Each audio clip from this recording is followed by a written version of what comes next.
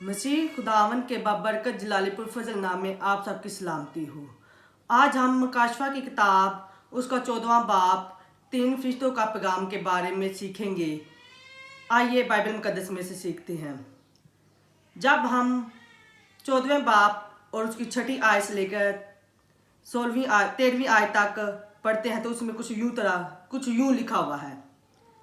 फिर मैंने एक और फरिश्ता को आसमान के बीच उड़ते हुए देखा, जिसके पास ज़मीन के रहने वालों की हर कौम और कबीला और अहले ज़ुबान और उम्मत के सुनाने के लिए अब्दी खुशखबरी थी। और उसने बड़ी आवाज़ से कहा कि खुदा से डरो और उसकी तमजीद करो, क्योंकि उसकी अदालत का वक्त आ पहुंचा है, और उसी की इबादत करो जिसने आसमान और ज़मीन और समुंदर और पानी के चश्मे पैदा किए। फिर इसके बाद एक और दूसरा फरिश्ता ये कहता हुआ आया कि गिर पड़ा, वो बड़ा शहर बाबल गिर पड़ा, जिसने अपनी हरामकारी की गज़बनाक मैं तमाम कौमों को पिलाई है।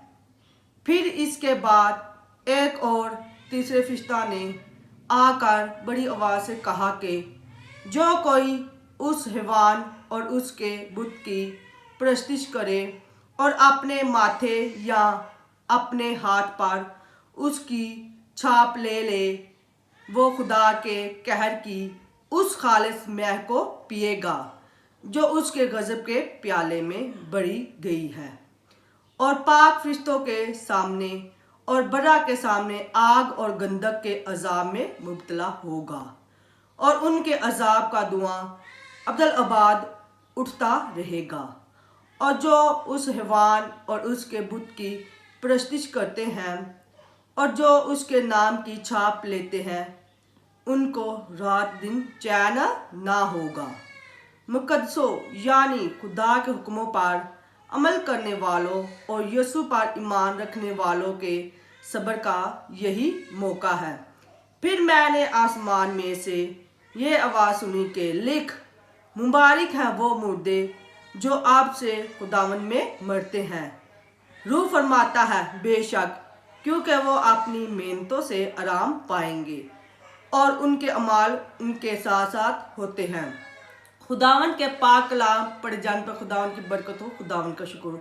आज हमें पाक कलाम के वसीला से खुदावन बरकत दे, और आपके घरानों को भी आप ज़रूर इस वीडियो को शेयर करिएगा, क्योंकि खुदावन ने कहा है कि हमने ये पैगाम खुद भी सीखना और दूसरों को भी सिखाना है। खुदावन हम सबके साथ हो। आमीन।